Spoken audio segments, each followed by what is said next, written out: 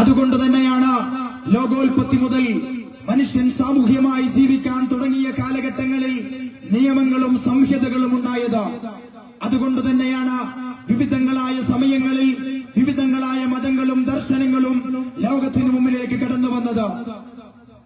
1000-ലധികം മതങ്ങളുള്ള India രാജ്യം, ലോകത്തിൽ ആയിരക്കണക്കിന് മതങ്ങളുണ്ട്. ഈ മതങ്ങളുടെയൊക്കെയും ഉത്ഭവ പശ്ചാത്തലങ്ങൾ, അതുപോലെ തന്നെ നിരവധി രാഷ്ട്രീയ പ്രസ്ഥാനങ്ങൾ, സാമൂഹിക സാംസ്കാരിക സംഘടനകൾ, സാമൂഹിക സാംസ്കാരിക നേതാക്കന്മാർ, ഇവരൊക്കെ എങ്ങനെയാണ് സമൂഹത്തിന്റെ മുന്നിൽ ഉണ്ടായത് എന്ന് ചോദിച്ചാൽ, ഏതെങ്കിലും സാഹചര്യങ്ങളിൽ അധർമ്മം കുത്തിവായുന്ന കാലഘട്ടങ്ങളിൽ ധർമ്മം സംസ്ഥാപിക്കുന്നതിനു വേണ്ടി, ധാർമ്മികതയുടെ സനാതന മൂല്യങ്ങൾ വർദ്ധിക്കുന്നതിനു വേണ്ടി, ഉത്തരവാദിത്തങ്ങളെ കുറിച്ച് മനുഷ്യനെ ഓർമ്മപ്പെടുത്തുന്നതിനു വേണ്ടിയാണ് എല്ലാ കാലഘട്ടങ്ങളിലും മതങ്ങളും ദർശനങ്ങളും സാംസ്കാരിക കൂട്ടായ്മകളും ഉണ്ടായത്. അതുതന്നെയാണ് ഭാരതത്തിന്റെയും ചരിത്രം, അതുതന്നെയാണ് നമ്മുടെ കേരളത്തിന്റെയും ചരിത്രം, അതുതന്നെയാണ് ലോകരാഷ്ട്രങ്ങളുടെ ചരിത്രം. ഇന്ത്യ എന്ന് പറയുന്ന മഹാരാജ്യം 1947 സ്വാതന്ത്ര്യമായപ്പോ രാജ്യത്തിന്റെ സ്വാതന്ത്ര്യത്തിന് വേണ്ടി പടപൊരുതിയ രാജ്യത്തിന്റെ ശില്പികൾ ആഗ്രഹിച്ചു, രാജ്യത്തിന് സുന്ദരമായ ഒരു ഭരണഘടന വേണം. രാജ്യത്തിന്റെ കോൺസ്റ്റിറ്റ്യൂഷൻ ഉണ്ടാക്കുന്നതിന് വേണ്ടി നേരത്തെ ഉസ്താദ് അവറുകൾ സൂചിപ്പിച്ചതുപോലെ അംബേദ്കറിന്റെ നേതൃത്വത്തിൽ വലിയൊരു കമ്മിറ്റി ഉണ്ടാക്കി. 3 വർഷത്തോളം നടന്ന പഠനത്തിന്റെ അവസാനമായി രാഷ്ട്രത്തിനൊരു ഭരണഘടന ആ ശില്പികൾ നൽകുകയായിരുന്നു. ആ ഭരണഘടനയുടെ അനുച്ഛേദങ്ങളിൽ വളരെ വ്യക്തമായി പറയുന്ന ഒരു കാര്യം, രാജ്യത്തിന്റെ ഭരണഘടനയിൽ പറയുന്നു, ഫണ്ടമെന്റൽ റൈറ്റ്സിനെ കുറിച്ച് പറയുന്നു, ഫണ്ടമെന്റൽ ഡ്യൂട്ടീസിനെ കുറിച്ച് പറയുന്നു. നമുക്കറിയാം എന്താണ് ഫണ്ടമെന്റൽ റൈറ്റ്സ്. ഓരോ മനുഷ്യനും ജീവിക്കാനുള്ള മൗലികമായ അവകാശത്തെ കുറിച്ചാണ് ഫണ്ടമെന്റൽ റൈറ്റ്സ് എന്ന് പറയുന്നത്. ഫണ്ടമെന്റൽ റൈറ്റ്സ് എപ്പോഴാണ് പറയേണ്ടി വരുന്നത്? ഫണ്ടമെന്റൽ ഡ്യൂട്ടീസ് നിർവഹിക്കാത്ത സമയങ്ങളിലാണ് ഫണ്ടമെന്റൽ റൈറ്റ്സുകൾ പറയേണ്ടി വരുന്നത്. ലോകത്ത് മനുഷ്യൻ അവൻ ചെയ്തു തീർക്കേണ്ട ഉത്തരവാദിത്തങ്ങൾ, ആ ഉത്തരവാദിത്തങ്ങളെ കുറിച്ച് കൃത്യമായി ബോധമുള്ളവനാകണം. ബോധമില്ലാതിരിക്കുമ്പോഴാണ് രാജ്യത്തെ അരാജകത്വങ്ങൾ ഉണ്ടാകുന്നത്, അധർമ്മങ്ങൾ ഉണ്ടാകുന്നത്, കലാപങ്ങൾ ഉണ്ടാകുന്നത്. കലാപങ്ങളും അധാർമിക പ്രവർത്തനങ്ങളും ഇല്ലാതിരിക്കണമെങ്കിൽ രാജ്യത്തെ ഗവൺമെന്റ് സംവിധാനങ്ങൾ ഉണ്ടാകണം. അതുപോലെ തന്നെ ഓരോ പ്രദേശങ്ങളും ഗ്രാമങ്ങളിലും സുസ്ഥിരമായ സംവിധാനങ്ങൾ ഉണ്ടാകണം. ആ ഗ്രാമങ്ങളിൽ ഉണ്ടാകുന്ന സാംസ്കാരിക കേന്ദ്രങ്ങൾ, പൊതു ലൈബ്രറികൾ, പബ്ലിക് ലൈബ്രറികൾ, അതുപോലെ തന്നെ രാഷ്ട്രീയ കൂട്ടായ്മകൾ, അവരൊക്കെ ചെയ്തു തീർക്കേണ്ടത് സമൂഹത്തിൽ ഉത്തരവാദിത്തം പഠിപ്പിക്കുക എന്നുള്ളതാണ്. രാജ്യത്തിന്റെ ഭരണഘടനയിൽ ഫണ്ടമെന്റൽ റൂട്ട്സിനെ കുറിച്ച് പഠിപ്പിക്കുന്നത് ഓരോ രാജ്യത്തെ പൗരനും രാജ്യത്തിന് വേണ്ടി അവൻ ചെയ്തു തീർക്കേണ്ട കടമകളെ കുറിച്ചാണ്. പക്ഷേ രാജ്യത്തിൽ രാഷ്ട്ര നന്മയ്ക്ക് വേണ്ടി പ്രവർത്തിക്കുന്നവരാണ് രാഷ്ട്രീയ പാർട്ടികൾ. അങ്ങനെ ആയിരിക്കണമെന്നാണ് മതേതരത അല്ലെങ്കിൽ ജനാധിപത്യ സംവിധാനത്തിലെ ഏറ്റവും പ്രധാനപ്പെട്ട റോള്. ആധുനിക സമൂഹത്തിൽ രാഷ്ട്രീയ പാർട്ടികൾ യഥാർത്ഥത്തിൽ കക്ഷി രാഷ്ട്രീയത്തിൽ അധിഷ്ഠിതമായി പ്രവർത്തിക്കുന്നുണ്ടോ എന്നുള്ളത് വലിയൊരു ചോദ്യചിഹ്നമാണ്. കക്ഷി രാഷ്ട്രീയത്തിന് അധിഷ്ഠിതമായി രാഷ്ട്രത്തിനു വേണ്ടി, രാഷ്ട്രീയ കാര്യങ്ങൾക്ക് വേണ്ടി, രാഷ്ട്രത്തിലെ ജനങ്ങൾക്ക് വേണ്ടി രാഷ്ട്രീയാധികാരികൾ പ്രവർത്തിക്കുമ്പോഴാണ് ഇവിടെ സമാധാനമുണ്ടാകുന്നത്. അവരുടെ ധർമ്മങ്ങൾ അവർ കൃത്യമായി നിർവഹിക്കണം. നമുക്കറിയാം നമ്മുടെ കേരളം, സാക്ഷര കേരളം, ആരോഗ്യ രംഗത്തും വിദ്യാഭ്യാസ രംഗത്തും വളരെ മുന്നോക്കം നിൽക്കുന്ന സംസ്ഥാനമാണ്. എന്തുകൊണ്ടാണ് ഇത് സാധിച്ചെടുത്തത്? നമ്മുടെ പൂർവികരായ ഭരണാധികാരികൾ, അതോടൊപ്പം കേരളത്തിലെ എല്ലാ ഗ്രാമങ്ങളിലെയും ജനവിഭാഗങ്ങൾ അവർ ഉയർന്നു പ്രവർത്തിച്ചു.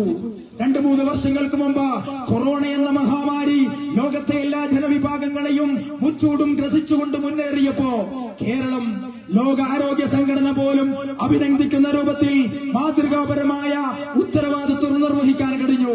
എന്തുകൊണ്ടായിരുന്നു അത്? കേവലം ഗവൺമെന്റുകൾ മാത്രം വിചാരിച്ചതുകൊണ്ടല്ല. ഗവൺമെന്റ് സംവിധാനങ്ങൾ കൃത്യമായി പ്രവർത്തിക്കുന്നതോടൊപ്പം ജനങ്ങളിൽ ബോധവൽക്കരണം നടത്തി. ആ ബോധവൽക്കരണം നടത്തിയതിൽ രാജ്യത്തെ രാഷ്ട്രീയ പാർട്ടികളുണ്ട്, മതസംഘടനകളുണ്ട്, സാംസ്കാരിക നായകന്മാരുണ്ട്. അങ്ങനെ കാലങ്ങൾ നശിച്ചുകൊണ്ടിരിക്കുമ്പോ, കാലങ്ങൾക്കും ദേശങ്ങൾക്കും ദുരന്തമുണ്ടാകുമ്പോ ഉയർന്നു പ്രവർത്തിക്കേണ്ടവരാണ് സാംസ്കാരിക നായകന്മാർ. നിങ്ങൾ നോക്കൂ, നമ്മുടെ രാജ്യത്ത് സാംസ്കാരിക നായകന്മാർ ഇന്നുമുണ്ട്, കഴിഞ്ഞ കാലങ്ങളിലും ഉണ്ടായിട്ടുണ്ട്. ആ കാലങ്ങളിലൊക്കെ അധർമ്മങ്ങൾക്കെതിരെ, അരുതായ്മകൾക്കെതിരെ അവർ പേനയും തീരുന്നു. അവരുടെ തൂലികകളിൽ നിന്ന് വന്നിരിക്കുന്ന വാക്കുകൾ സമൂഹത്തിന് വലിയ സന്ദേശങ്ങൾ നൽകിയിരുന്നു. ലോകരാജ്യങ്ങളിൽ നടന്ന സമാധാനപരമായ വിപ്ലവങ്ങൾ, ആ വിപ്ലവങ്ങൾക്കൊക്കെ നേതൃത്വം കൊടുത്തത് സാംസ്കാരിക നായകന്മാരാണ്. നമുക്ക് നോക്കാം, ഇന്ത്യ രാജ്യത്തിന്റെ സമകാലിക രാഷ്ട്രീയ സാഹചര്യം എന്താണ്? ആ രാഷ്ട്രീയ സാഹചര്യങ്ങളിൽ ഉത്തരവാദിത്വം നിർവഹിക്കേണ്ട ഭരണാധികാരികൾ പലപ്പോഴും ഒളിച്ചു കളിക്കുകയാണ്. പല കാര്യങ്ങളും അവര് മറ്റു രൂപത്തിൽ രാഷ്ട്രീയമായ മുതൽക്കൂട്ടിന് വേണ്ടി, സാമ്പത്തികമായ മുതൽക്കൂട്ടിന് വേണ്ടി ചെയ്തുകൊണ്ടിരിക്കുന്നു. അങ്ങനെ വരുമ്പോ രാജ്യത്തെ ഭരണഘടന വിഭാവനം ചെയ്തിരിക്കുന്ന മതേതരത്വത്തെ പോലും തകർക്കുന്ന രൂപത്തിൽ ഭരണഘടന പോലും മാറ്റിയെടുക്കുന്ന ഒരു സാഹചര്യത്തിലേക്ക് രാജ്യത്തിന്റെ ഭരണകൂടം നീങ്ങിക്കൊണ്ടിരിക്കുന്നു. രാജ്യത്തിന്റെ വിവിധങ്ങളായ സംസ്ഥാനങ്ങളിൽ, മണിപ്പൂരിലും കാശ്മീരിലും അതുപോലെ വിവിധങ്ങളായ സംസ്ഥാനങ്ങളിൽ ആയിരക്കണക്കിന് ആളുകൾ പീഡനങ്ങൾക്ക് വിധേയമായിക്കൊണ്ടിരിക്കുന്നു. എന്തുകൊണ്ട് ഇത് സംഭവിക്കുന്നു?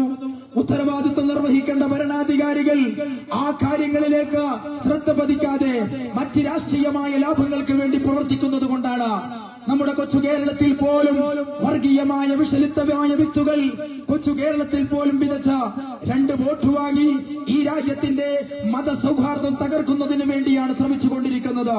സുന്നി യുവജന സംഘത്തിന്, SYSന് ഈ സമയത്ത് പറയാനുള്ളത്, നമ്മൾ കൃത്യമായി ബോധ്യമുള്ളവരാകണം.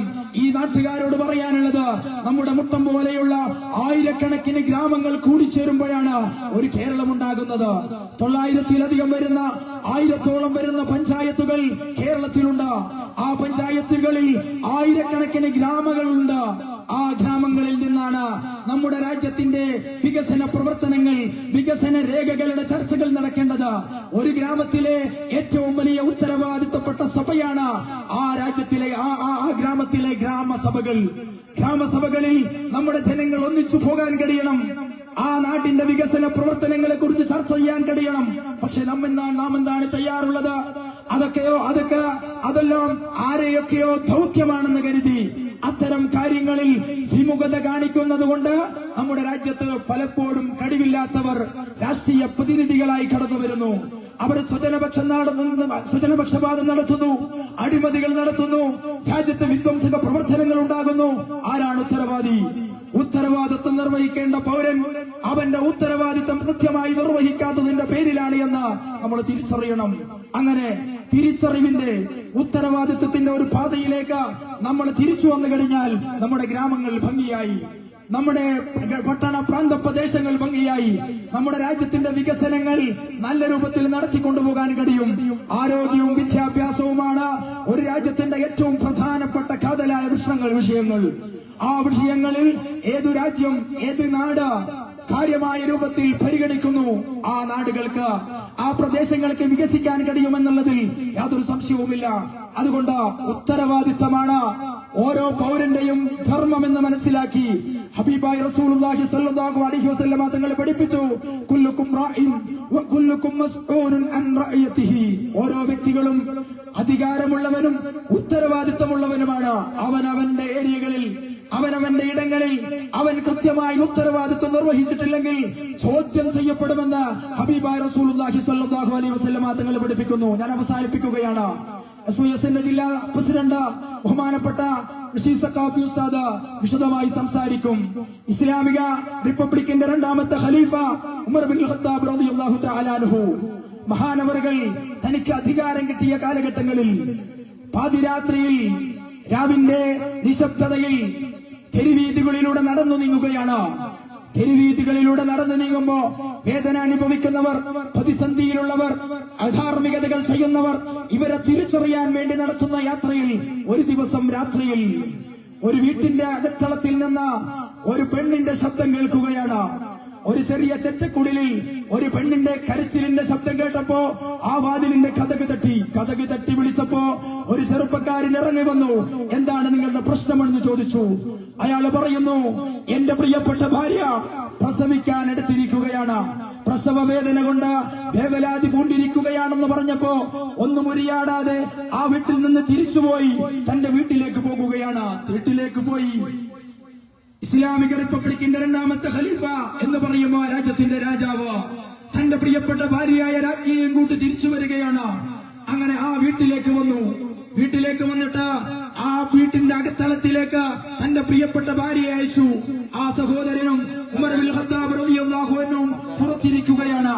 അവര് കുശലാന്വേഷണങ്ങൾ നടത്തിക്കൊണ്ടിരിക്കെ പ്രിയപ്പെട്ട ഉമർ ബിൻ ഖത്താബ് റളിയല്ലാഹു അൻഹുവിന്റെ ഭാര്യ പുറത്തേക്ക് ഇറങ്ങി വന്നുകൊണ്ട് പറഞ്ഞു, യാ അമീറുൽ മുഅ്മിനീൻ, തങ്ങളുടെ സഹോദരന്റെ ഭാര്യ പ്രസവിച്ചിരിക്കുന്നു. അടുത്തിരുന്ന് സംസാരിച്ചു കൊണ്ടിരിക്കുന്ന ആ ചെറുപ്പക്കാരൻ നോക്കുന്നത് തന്റെ അടുത്തിരിക്കലിരിക്കുന്ന ആരാണ്? തന്റെ അടുത്തിരിക്കുന്നത് ആരാണ്? ഇസ്ലാമിക റിപ്പബ്ലിക്കിന്റെ രണ്ടാമത്തെ ഖലീഫയാണ്. ഇസ്ലാമിക റിപ്പബ്ലിക്കിന്റെ രണ്ടാമത്തെ ഖലീഫ ഉമർ ബിൻ ഖത്താബ് റളിയല്ലാഹു അൻഹുവാണ്. മഹാനവറുകൾ തന്റെ ദൗത്യം അവിടെ നിർവഹിക്കുകയായിരുന്നു. താൻ ചെയ്യേണ്ട ദൗത്യമാണെന്നത് തിരിച്ചറിഞ്ഞ് ആ ദൗത്യം കൃത്യമായി നിർവഹിക്കുകയായിരുന്നു. എന്റെ പ്രിയപ്പെട്ട സഹോദരങ്ങളെ, നമ്മൾ നമ്മുടെ ദൗത്യങ്ങളെ തിരിച്ചറിഞ്ഞ് പൂർവ്വസൂരികൾ നമുക്ക് കാണിച്ചു തന്ന മാതൃകയിൽ മുന്നോട്ടു പോകാൻ സാധിക്കട്ടെ എന്ന് മാത്രം ആശംസിച്ചുകൊണ്ട് എന്നെ ശ്രമിച്ച ഇതര മത പ്രസ്ഥാന അനുയായികൾക്ക് നന്ദി. അസ്സലാമു അലൈക്കും വറഹ്മത്തുള്ളാഹി.